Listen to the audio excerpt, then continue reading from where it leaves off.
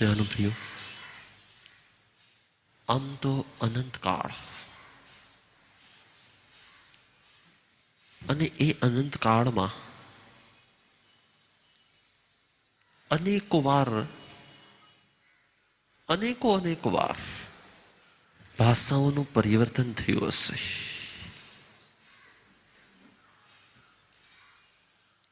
આજથી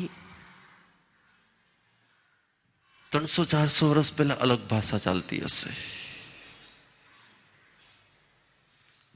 1000 વર્ષ પહેલા કઈ અલગ ભાષા ચાલતી હશે.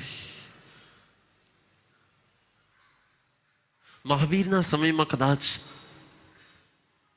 અર્ધમાગધી ચાલતી હતી. સમય ભાષાઓનું પરિવર્તન થતું જ આવ્યું છે. અને જનસામાન્યના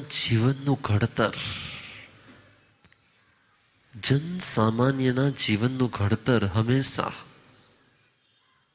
તે સમયની, તે વિસ્તારની, તે ક્ષેત્રની ભાષાઓથી જ થયું હશે ને. માનો કે મહારાષ્ટ્રનો વિસ્તાર છે તો ત્યાં મરાઠી ભાષા વપરાય છે. પછી એવું નથી કે હિન્દુ મરાઠી વાપરે છે ને મુસ્લિમ ઉર્દુ વાપરે છે, બધા વાપરે છે. તો સાઉદી અરેબિયામાં જાઓ તો ત્યાંની દરેક કોમના લોકો અરબી બોલતા હશે. ભાષાનો સંબંધ ક્ષેત્ર સાથે છે. અને એટલે જ આગમની ભાષાને અર્ધમાગધી કહેવાનું. અર્ધા મગધ દેશમાં જે ભાષા વપરાતી હતી, એમ કે મગધનો અડધો ભાગ જંગલ વિસ્તાર હતો, તો ત્યાં જંગલી ભાષા વપરાતી હતી. અને મગધનો અડધો ભાગ જ નગર રચના વાળો હતો. તો એ ભાષાને એ ક્ષેત્રની ભાષા પ્રમાણે નામ શું મળતું હતું. આજે પણ ગુજરાતની ભાષા ગુજરાતી છે, કચ્છની ભાષા કચ્છી છે, અને સિંધની ભાષા. ક્ષેત્રના આધારે ભાષા અને ભાષાના આધારે ક્ષેત્રો એ પરાપૂર્વની પરંપરા છે. પરંતુ આ કાળ, આ સમય, આ વર્તમાન સ્થિતિ એવી છે કે જેમાં એક ભાષાનું પ્રભુત્વ દિવસે દિવસે વધી રહ્યું છે. જેમાં એક ભાષાનું પ્રભુત્વ દિવસે દિવસે, અને કઈ ભાષા છે? ભગવાન મહાવીરના મુખ કમલમાંથી જ્યારે અર્ધમાગધી ભાષાની અંદર પરમ સત્યો પ્રગટ થતા હશે, ભગવાન મહાવીરના મુખમાંથી જ્યારે અર્ધમાગધી ભાષાની અંદર પરમ સત્ય પ્રગટ થતા હશે, ત્યારે એ વિસ્તારના લોકો માટે ભગવાનની ભાષા, ભગવાનની વાણી એ પોતાની જ વાણી ને પોતાની જ ભાષા હતી.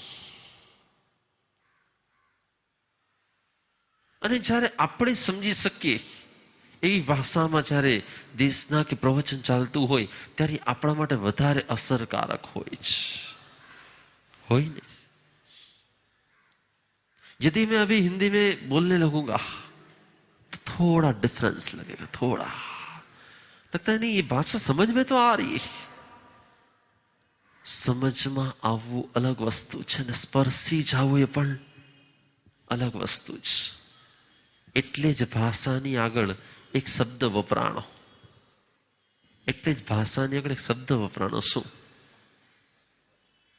શું શબ્દ વપરાણો? માતૃભાષા. એવો શબ્દ વપરાણોનો હેતુ શું હતો?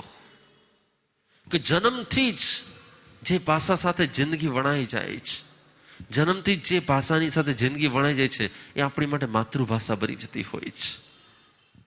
પૂર્વના આચાર્યોએ, આપણી પરાપૂર્વના આચાર્યોએ અર્ધમાગધી ભાષામાં વ્યક્ત થયેલા ભગવાન મહાવીરના સત્યોને, ભગવાન મહાવીરે પ્રગટ કરેલા અર્ધમાગધી ભાષાની અંદર પ્રગટ કરેલા એ સત્યોને આપણા પૂર્વના આચાર્ય પહેલા સંસ્કૃતમાં એનો અનુવાદ કર્યો, અને સંસ્કૃત પછી ગુજરાતીની હિન્દી ભાષામાં એનો અનુવાદ થયો. મને ઘણીવાર વિચાર આવે કે ચાલો આપણે આજ આ આગમ પ્રકાશનો વિચાર કરી રહ્યા છીએ, પણ ભૂતકાળમાં, પાસ્ટમાં કેટલી આગમ બત્રીસીઓ બની હશે? કેટલી બની હશે? ભૂતકાળમાં, પાસ્ટમાં મહાવીર પેલાની ઋષભદેવના વખતમાં, ઋષભદેવની પહેલા પણ ગઈ 24મીમાં, એની પહેલાની 24મીમાં, એની પહેલાની 24મીમાં બની હશે કે નહીં બની હોય? હર વખતે પુરુષાર્થ થતો હશે કે નહીં થતો હોય કે આપણે કઈ નવો પુરુષાર્થ કરીએ છીએ? ના, આ જગતનું એક પણ કામ એવું નથી, આ જગતનું એક પણ કામ એવું નથી જે નવું હોય અને આપણે નવીન કરતા હોઈએ. આ જગતનું એક પણ કામ એવું નથી, આ જગતનું એક પણ કામ એવું નથી જે આપણે નવું કરીએ છીએ કે નવીન કરી રહ્યા છીએ. આ તો પરાપૂર્વથી દરેક વખતે થતું જાય છે. હર યુગની અંદર, હર સમયની અંદર જેમ જેમ જરૂરિયાત આવતી જાય છે એમ એમ વસ્તુ, વ્યક્તિ અને વાતાવરણ બદલાતા જાય છે. અને જેવી રીતે વસ્તુ, વ્યક્તિ અને વાતાવરણ બદલાતા જાય છે એવી રીતે જ સમય, સંજોગો, સ્થિતિ અને શાસ્ત્રો પણ બદલાતા જાય ને.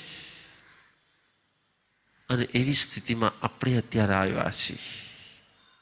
યુગનું બહુ એક મોટું પરિવર્તન દિવસે દિવસે દેખાઈ રહ્યું છે. છાપામાં સવારે વાંચતો હતો કે હવે ટપાલ, પોસ્ટકાર્ડ, તમે મને બધા કહો તો છેલ્લે આખા વર્ષમાં કોણે કોણે પોસ્ટકાર્ડ લખ્યું હશે? તમે એક વ્યક્તિ બતાવે જેને પોસ્ટકાર્ડ લખ્યું હશે. બરાબર છે. અને પહેલા, આથી 10 વર્ષ પહેલા મહિને એકાદી વાર એકાદું પોસ્ટકાર્ડ લખતા તેવા કેટલા હશે? જો હાથ ઊંચા થયા ને. અને 20 વર્ષ પહેલા પોસ્ટકાર્ડ લખતા હતા એવા અત્યારે પોસ્ટકાર્ડ શું થઈ ગયું છે? બરાબર છે. કઈ પોસ્ટકાર્ડ જેવું કઈ હશે ને એવું આજથી 20-25 વર્ષ પછી તો સમય, સંજોગો બધું બદલાતું રહ્યું છે. અને જેમ જેમ બદલાય છે એમ નવીનતા સર્જાતી જ જાય છે. ઈમેલ જેવી કોઈ વસ્તુ પહેલા કોઈ વિચારી પણ નહીં હોય. આથી 20-25 વર્ષ પહેલા ઈમેલ જેવી કોઈ વસ્તુ કોઈની કલ્પનામાં પણ નહીં હોય. અને આજે મોસ્ટ ઓફ શું થઈ ગયું છે? તમે અહીંયા લખાણ કરો, સામેવાળાને સેકન્ડના લાખમાં મૂકો, અહીંયા ટિક મારો છો અને સામે તરત ડિલિવરી થઈ જાય, SMS. પરિવર્તન, જગતનું બહુ મોટું પરિવર્તન આવી રહ્યું છે. અને એ પરિવર્તનને જે સ્વીકારતો નથી ને, એ પરિવર્તનના આધારે જે પોતાની આસપાસનું, પોતાના ક્ષેત્રનું, પોતાના ફિલ્ડનું પરિવર્તન જે સ્વીકારતો નથી ને, એ ક્યારેય એ સમય અનુસારનો વિકાસ કરી શકતો જ નથી. એ ક્યારેય સમય અનુસારનો. અને હું આ વાત ભગવાન મહાવીરમાંથી શીખો છું. શું મહાવીરે પોતાની પહેલાના 23 તીર્થંકરોએ જે કંઈ વાત કરી એને જ ફોલો અપ કરી છે કે કંઈ બીજું કર્યું છે? શું ભગવાન મહાવીરે પોતાની પૂર્વમાં થયેલા જેટલા પણ તીર્થંકર હતા એમની દરેક વાતને ફોલો અપ કરી છે કે ના સમય અનુસાર એમણે પણ પરિવર્તન કર્યું છે? તો કે હા, મલ્ટી કલરમાંથી વ્હાઇટ એન્ડ વ્હાઇટ પહેરવાનું પરિવર્તન પણ કોણે આપી દીધું? બરાબર ને. 22 તીર્થંકરના સાધુઓ શું પહેરતા હતા? મલ્ટી કલર કપડા પહેરતા હતા, રંગીન વસ્ત્રો પહેરતા હતા. મહાવીરને લાગ્યું કે નહીં, હવેનો સમય એવો છે, હવેનો સમય જેમાં વ્હાઇટ કપડા. શું કામ? કયો? બધા વક્ર અને જળ જીવો છે એટલા માટે. ઓહો, પછી ભગવાન 22 તીર્થંકરના સાધુઓને રંગીન કપડા પહેરવાની છૂટ અને મહાવીરના સાધુને વ્હાઇટ કપડા. વાય, શું કામ? આન્સર જોઈશ મને. પરિવર્તન કર્યું ને, ભગવાને પરિવર્તન કર્યું. શું કામ? શા માટે આવું પરિવર્તન? એની પાછળના ભગવાનના હેતુ. ભગવાન મહાવીરને ખબર હતી કે દિવસે દિવસે ગરમી વધતી જ જવાની છે. મહાવીરના સમયમાં જેટલી ગરમી એના કરતા પછીના સમય દિવસે તાપમાન વધી રહ્યું છે, ઘટી રહ્યું છે. અને ગરમીમાં તમને રંગીન કપડાનું પહેરવાનું કહેશે લોકો કે વ્હાઇટ કપડા પહેરવાનું કહેશે? બહુ એક સિક્રેટ છે આની પાછળ. ભગવાન મહાવીર જબરજસ્ત સાયન્ટિસ્ટ હતા અને ભગવાન મહાવીરને ખબર હતી કે કયા સંજોગોમાં શું જરૂરી છે. એટલે એમણે આપણી નાનામાં નાની વસ્તુમાં પણ નિર્દેશ કર્યો છે કે આમની આમ કરવું છે, આમની આમ કરવું છે, જેનાથી તમારા જીવનની અંદર આ તમે કલ્પના કરી હશે ક્યારે કે ભગવાને એટલે વ્હાઇટ કપડાં પહેરવાનું કીધેલું છે? ક્યાંય કોઈ કલ્પના પણ નહીં કરી હોય. બસ તો સમજવાનો પોઈન્ટ છે આ. કે ભગવાન મહાવીરે પણ સમય, પરિસ્થિતિ અને સંજોગો, તને ખબર નથી, મુસ્લિમોમાં જ્યારે હજ કરવા જાય છે ને, મુસ્લિમો જે હજ કરવા જાય છે, વ્હાઇટ એન્ડ વ્હાઇટ કપડાં ફરજિયાત, ચોલ પટ્ટો અને પછેડી જ ફરજિયાત, સિવેલું કપડું પણ નહીં. શું કામ? તો કે ત્યાં પણ હીટ સૌથી વધારે છે, ત્યાં પણ કાબામાં પણ હીટ સૌથી વધારે છે. એટલે એ હીટવાળા એરિયાની અંદર પણ ત્યાં પણ એના ગુરુએ શું નિર્દેશ આપ્યો છે? આવા જ કપડાં. તો સમજવા માટે આપણે એ છે કે ભગવાન મહાવીરે પણ સમયના પરિવર્તનને સ્વીકાર્યું હતું, સમયના પરિવર્તનને આવકાર્યું હતું, અને પરિવર્તન અનુસાર સ્વયં પણ પરિવર્તન કર્યું કે ન કર્યું? કર્યું. એમ એવું જ એક પરિવર્તન સમયનું આવી રહ્યું છે, જેને કહેવાય છે ભાષા પરિવર્તન. તો આજથી 2 પેઢી, 3 પેઢી ને 4થી પેઢી, ત્યાં સુધીમાં તો લગભગ ગુજરાતીઓની ગુજરાતી ભાષા બોલવામાં, વાંચવામાં, લખવામાં કેવા છે ગુજરાતી, પરંતુ મોસ્ટ ઓફ વપરાતી શું હશે? તો જેમ આજે પણ આ પવિત્ર આગમને હાથમાં લઈને જેવા મારા વાઇબ્રેશન્સ જેમ બની રહ્યા છે, શું કામ બની રહ્યા છે? એમાં થોડું ઘણું પણ ગુજરાતી છે. બરાબર છે. માત્ર એકલા અર્ધ માગધી ભાષાના જ આગમો હોત અને અર્ધ માગધીમાં જ બધું હોત, અને હું અર્ધ માગધીમાં બોલવાનું સ્ટાર્ટ કરી દે, સ્વયં અવસમ તેણમ ભગવ્યા એવ મખાયમ એ મેગેસિમ નો સન્ના ભવે તંજા પુરથિમાવ દિશાવા આગોમનસી દાહિણાવા દિશા આગોમનસી પછથિમાવ દિશાવા આગોમનસી ઉત્તરાવા દિશા આગોમનસી ઉડ્ડાવા દિશા આગોમનસી અહે દિશાવા આગોમનસી અન્ન યર દિશાવા અણુ દિશાવા આગોમનસી એવ મેગેસિમ નો નાયમ ભવી અથિમાયા ઉવાય નથિમાયા ઉવાય કે માસી કેવા યો છો એ પચા ભવિષ્યામી. શું થયું? હું તો બોલી ગયો. શું સમજાણું? ક્યાંથી ગયું? બધું ગયું નહીં. કેમ ગયું? પણ આજથી હજી 2000 વર્ષ પહેલા જયારે પરમાત્મા મહાવીર સ્વયં હાજર હતા, તો એ સમયે આ ભાષા જન સામાન્ય પ્રચલિત હતી. એટલે કોઈ પણ વ્યક્તિ બોલતું તો બીજી વ્યક્તિને સાંભળી, સમજી, વિચારી અને યાદ રાખવું પણ સહેલું હતું. આપણી માટે હવે અત્યારે શું થઈ ગયું? એમ આજથી 50-60 વર્ષ પછી, 50 વર્ષ પછી જ ગુજરાતીમાં લખેલું લખાણ બધું, એમ અત્યારે તમારા છોકરાને અમુક વસ્તુ પૂછવી પડે છે ને? નથી પૂછવી પડતી.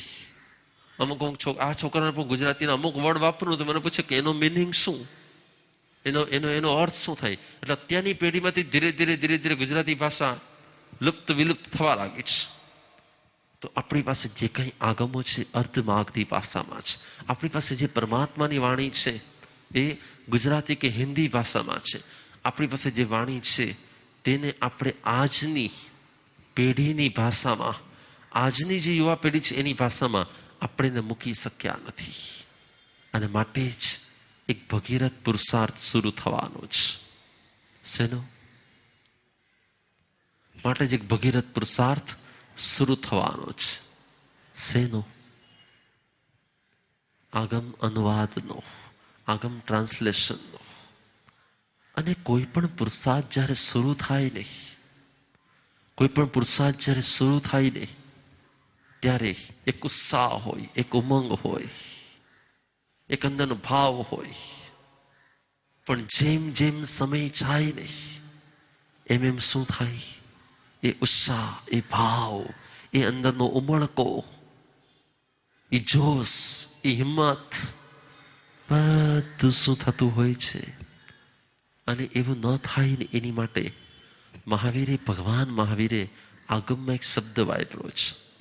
જાય શ્રદ્ધાએ નિખંતો તમેવ અણુપાલ્યા. જાય શ્રદ્ધાએ નિખંતો તમેવ અણુપાલ્યા.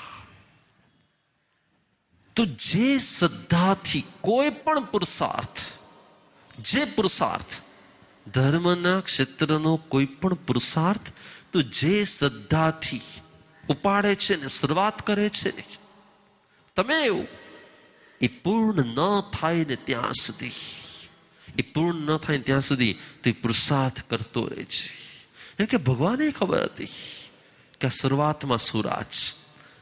અને એવું અનેકોનું બન્યું છે કે આવા અનેક પ્રોજેક્ટ ઉપાડ્યા પછી અડધા પ્રોજેક્ટે હજી તો થોડાક પ્રોજેક્ટ પૂરા થયા હોય અને વિદાય થઈ ગઈ હોય, થોડાક પ્રોજેક્ટ પૂરા થયા હોય અને વસ્તુ અટકી ગઈ હોય, કાં ફાઇનાન્શિયલી પ્રોબ્લેમ આવી જાય, કાં બીજો કોઈ પ્રોબ્લેમ આવી જાય, કાં પંડિતોનો પ્રોબ્લેમ આવી જાય, કોઈ જ્ઞાનીઓનો પ્રોબ્લેમ આવી જાય, સમય, શક્તિ, સંપત્તિ કાંઈક ને કંઈક વિઘ્ન આવે અને પૂરું થઈ જાય. એટલે આજ આપણે એક મંગલાચરણ કર્યા છે. મંગલની વ્યાખ્યા જ એ છે. મંગલની વ્યાખ્યા જ એ છે. શું છે મંગલની વ્યાખ્યા? શું છે?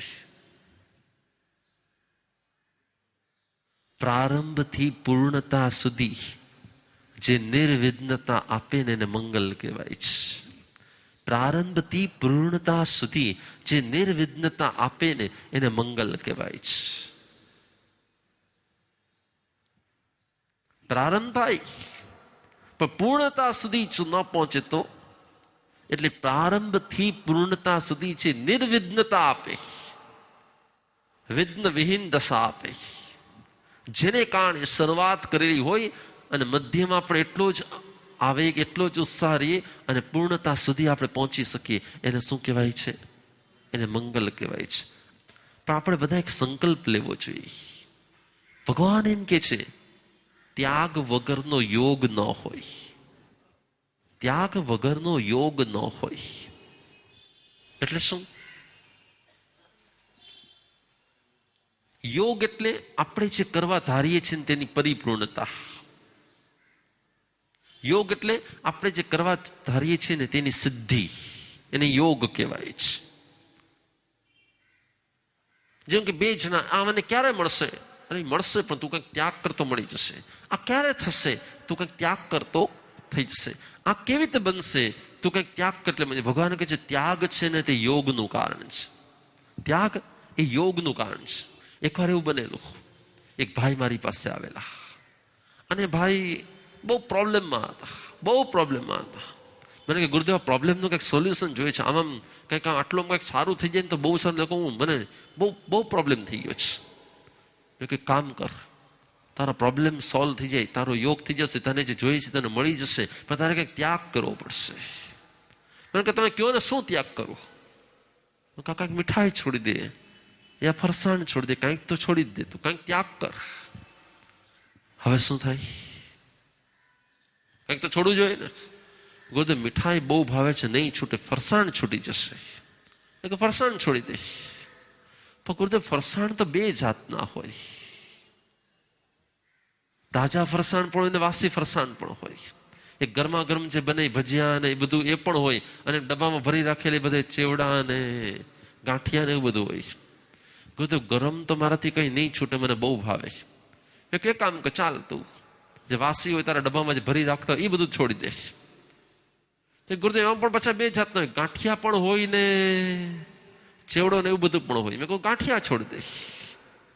ગુરુદેવ પણ ગાંઠિયા પણ બે જાતના હોય, ફાફડિયા પણ હોય ને વણેલા પણ હોય. આ છોડી દે.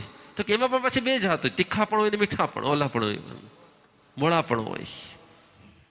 હવે શું થાય? એ છોડી શકે કઈ? જે કઈ છોડતો નથી રે એ કઈ પામતો નથી. જેને કઈ યોગ કરવો છે ને, કોઈ પણ એક લક્ષ્ય સિદ્ધિ સુધી પહોંચવું હોય ને, તમારે ટાર્ગેટ સુધી પહોંચવું હોય ને, કોઈ પણ સંસારમાં, અહીંયા ધર્મ ક્ષેત્રે, ધંધાના ક્ષેત્રે, કોઈ પણ ક્ષેત્રે કોઈ પણ એક સંકલ્પ કરો, કોઈ પણ એક ત્યાગ કરો, તમે તમારા યોગ સુધી પહોંચી જશો. નિયમ જ એ છે, ત્યાગ વગર ક્યારે યોગ થતો જ નથી. એટલે આજ આપણે બધા કંઈક સમૂહમાં કંઈક ત્યાગ કરવો જોઈએ, જેનાથી આપણે, જેમ કેટલા પહેલાના કાળમાં કેવું થતું કે લોકોને એક ઉપાશ્રી બનાવવું હોય ને તો ત્યાગ કરતા. એમ તો કે જ્યાં સુધી ઉપાસ નહીં બને ત્યાં સુધી ચંપલ નહીં પહેરીએ. ભર ઉનાળો હોય, તડકો હોય તો પણ ચંપલ ન પહેરે. કેટલાક લોકોએ ત્યાગ કર્યો કે આમ નહીં થાય. તો અમારા આ મહાસદીજી જેમણે આગમનું કામ ત્યારે શરૂ કરેલું ને, એમણે ત્યારે ત્યાગ કરેલો. શેનો ત્યાગ? કે સાંજે હું કોઈ જાતની ગરમ વસ્તુ નહીં વાપરું. સાંજે ગોચરી વાપરીશ પણ ગરમ ગોચરી નહીં વાપરું, ઠંડી જ ગોચરી વાપરીશ. એમણે ત્યાગ કરેલો. એમ આપણે સૌએ કંઈક એક ત્યાગ કરવાથી શરૂઆત કરવી જોઈએ. કેમ કે ત્યાગ તે યોગનું કારણ છે. આ ઘૂંટી લેવાનું. કોઈ પણ જાતનો જ્યારે ત્યાગ થાય છે ને, ત્યારે જ યોગ થાય છે.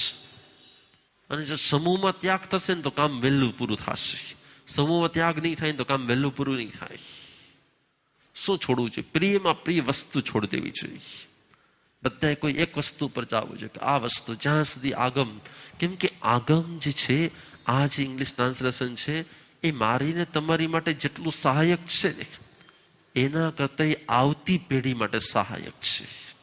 આપણે ઓલી સ્ટોરી આવે છે ને કે ભાઈ રોડ ઉપરથી પસાર થતા હતા અને એક ભાઈ આંબો, એક દાદાજી 90 વર્ષની ઉંમરના દાદાજી આંબો વાવતા હતા. પછી એને પૂછ્યું, અત્યારે દાદાજી આંબો કેમ વાવો છો? કેમ બેટા શું વાંધો થયો? પણ તમે અત્યારે આંબો વાવો છો તો એ તો 5 વર્ષે ઉગશે ને ક્યારે ફળ આપશે? તમે તો હવે અમને અમે ઘણા થઈ ગયા છો, તો અમે હવે તમારે આંબો વાવવાની ક્યાં જરૂર છે? બેટા હું જયારે 5 વર્ષનો હતો ને, ત્યારથી આ વાડીની જ કેરી ખાતો હતો. અને મારા વાવેલા આંબાની કેરી નથી, મારા દાદાએ વાવેલા આંબાની કેરી હતી.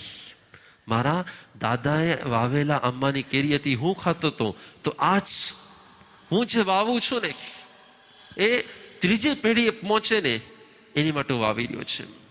એમ આપણે પણ, આપણી પાસે તો ગુજરાતી આગમ આપણા પૂર્વાચાર્યોએ જે કંઈ કર્યું એને કારણે આપણને મળી ગયું છે. પણ આપણે એ પુરુષાર્થ કરવો છે કે ભગવાનના ધર્મની આ જ્યોતની અંદર આપણે થોડું ઘી પૂરવું છે. તો તમે સૌએ મનમાં કંઈક સંકલ્પ કરવાનો છે.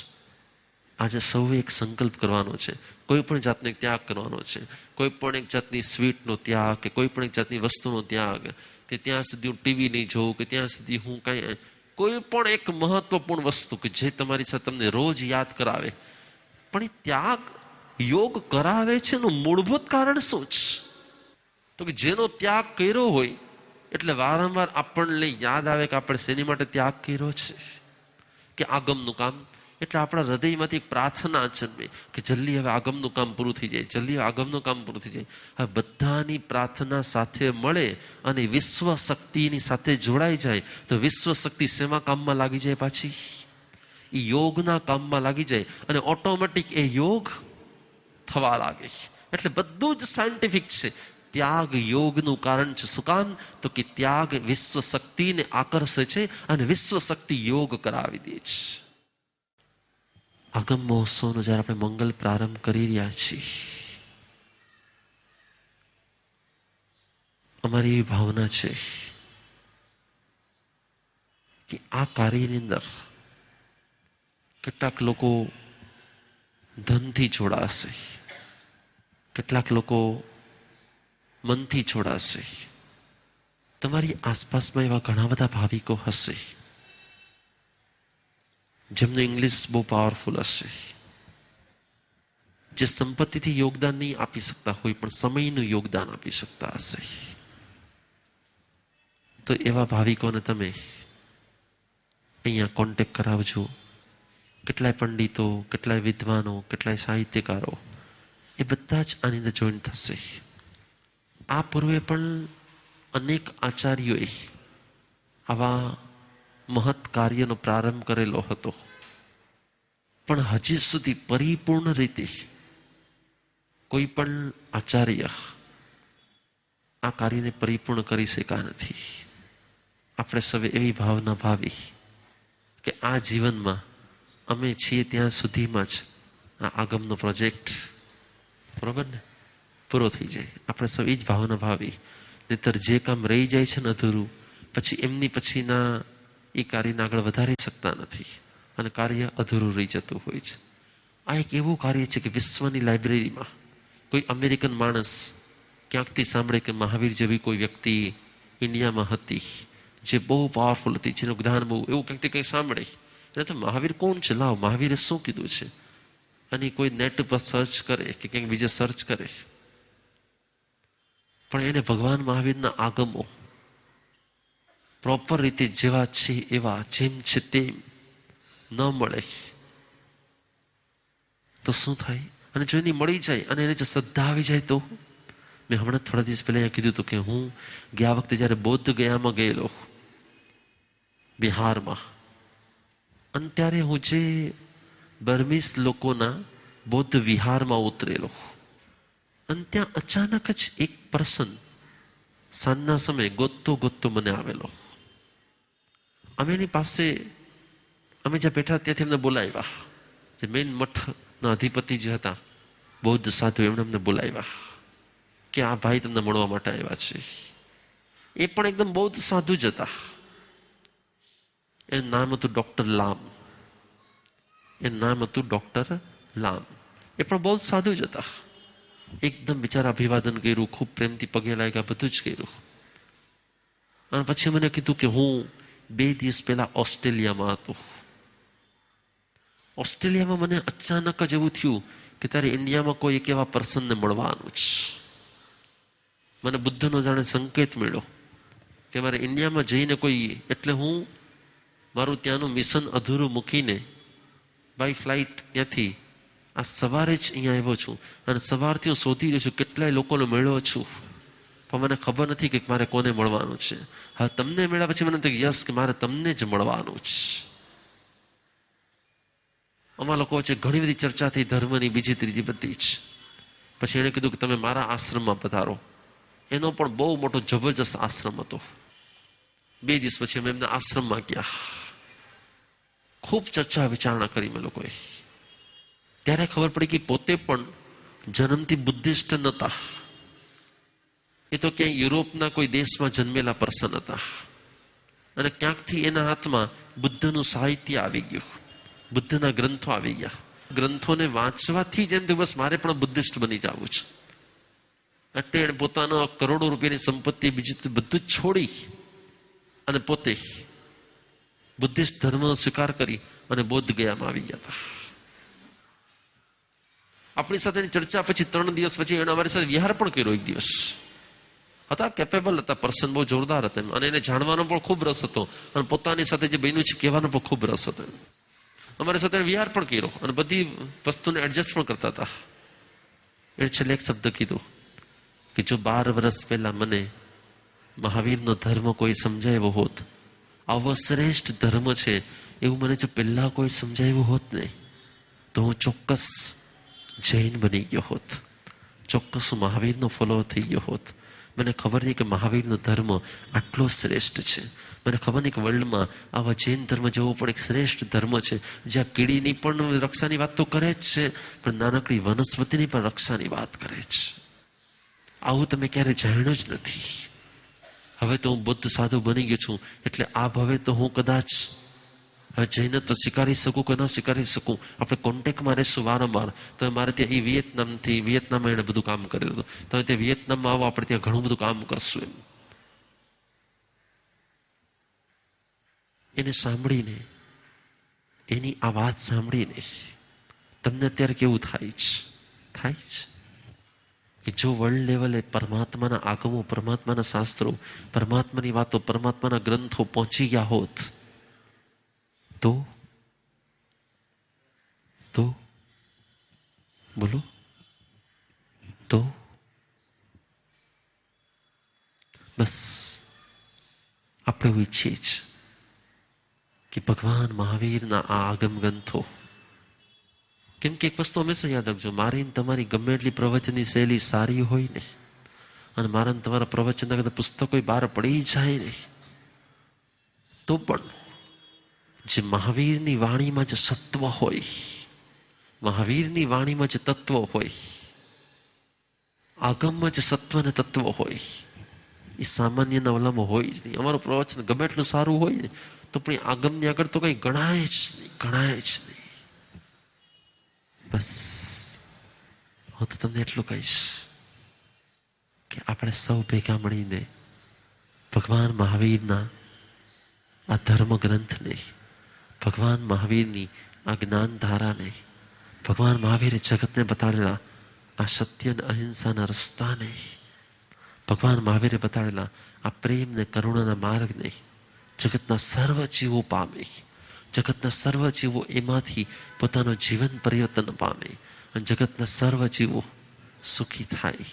સર્વથા સૌ સુખી થાઓ, સમતા સૌ સમાચરો, સર્વત્ર દિવ્યતા વ્યાપો, સર્વત્ર શાંતિ હજો. આવા શુભ ભાવો સાથે આપણે આગમ મહોત્સવનો મંગલ પ્રારંભ કરીએ છીએ.